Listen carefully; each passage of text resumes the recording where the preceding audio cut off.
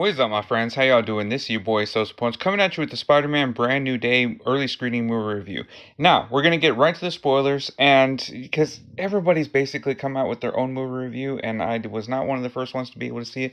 It is unfortunate, but I'm just gonna trust y'all to know what y'all are getting into. So we're gonna get into the spoilers right now. Hopefully you sub, like, hit the bell, and all, comment, share, all the good stuff.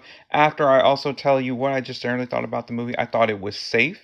I thought it was good. It definitely is good. Cool action scenes, not as grand as I was hoping that they were going to be, but definitely some cool parts. And they actually made Jean Grey seem like really suppressed, but then they actually made her the big time dog that she is. Yes, you heard me right. Jean Grey is in this. The X-Men has been officially introduced into the Spider-Verse. Like, holy crap, she is powerful. And I actually liked her within this one. It's an interesting kind of story. Her mind hopping and telepathy and all that kind of stuff. That's the main part of the plot. And essentially what happens is that she is trying to be able to get access to her sister. She's trying to rescue her sister, whose name is Sarah, who basically sacrificed herself and put herself in harm's way in order to be able to protect her. But in the end, it didn't end up working, but it ended up working for a long time. And the Hulk is in here. And you know what? Honestly, seeing him was part of the favorite part of the show. Like, honestly, that those are the parts that I most enjoyed, even though Mark Ruffalo is starting to get a little bit of weight. And they definitely kind of depowered the Hulk in some ways, but he's still kind of having an inhibitor on him. And it's not exactly that way, but he's inhibited emotionally too. Bruce Banner is like, fighting and struggling within there too. The Hulk doesn't have complete control over everything. And yeah, like, Spider-Man is Spider-Man, and he is strong, but yeah, I don't think he should have been able to take the stuff that he is from Hulk. But if you factor in all the everything going in there, all the technicality and stuff, then you can actually live with it. But yeah, those were some of the coolest scenes right there. The Punisher is in there, and he's actually in there for a lot of the movie. I had heard about that, but they have an interesting bond relationship, and you get to see him do some of the PG-13 cursing quite a bit in there, and it makes the movie seem more adult. And definitely, like I heard as well, Tom Holland is more of an adult within this one. He's trying to be. But MJ ends up finding out because they're on a mission right now with the Punisher, and she ends up reading one of the letters that Peter Parker, Spider-Man, had ended up writing in case he had ever ran into MJ and had to explain itself and how he felt about it. It was kind of like his own diary, kind of journalistic thing. And she read it and she was just like, wow, this is so sweet. I can't believe you went through all this. I mean, I don't really love you because I don't really know you, and I wish I remembered all this stuff, but I don't.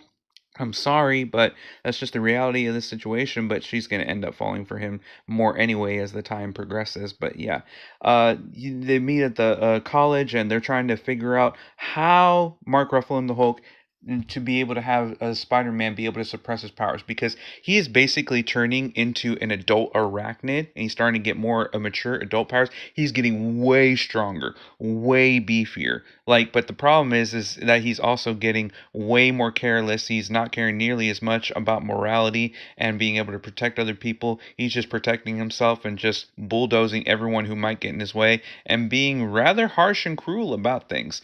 And cruel might be a little bit of an exaggeration, but he just doesn't give an F, and he ends up nearly killing a cop, and it's just a whole big mess, and he wants to be able to suppress this power.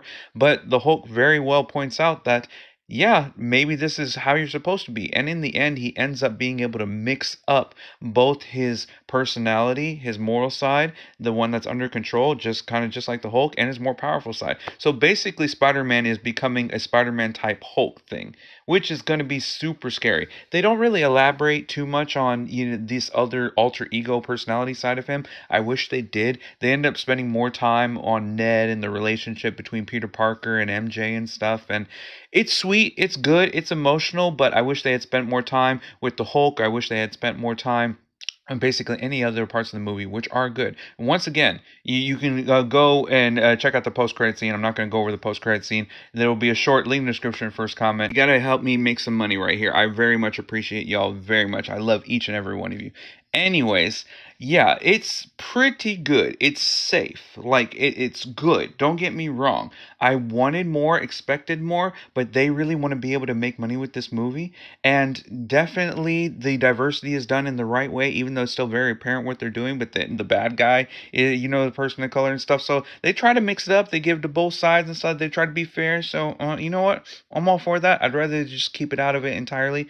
But you know what? They're actually owning up to the fact that Spider-Man is super popular and he's white, and they're not trying to change that. So you know what? Props to them on that. There are some funny scenes with Ned because he's been trying to track down Spider-Man because he has this weird, unique thing, and it actually elaborates on some of the problems, like with Thanos and his mentality. They make fun of it. They mock it, like, why didn't he just make double the food? And then they're just like, oh, let's just ignore that and not really address that situation, that problem, or that logical loophole or anything like that. And whatever. But yeah, everybody has been feeling something missing within their lives, especially Ned and MJ, and they finally addressed that. Everybody's going to be able to figure out the missing pieces and holes in people's lives.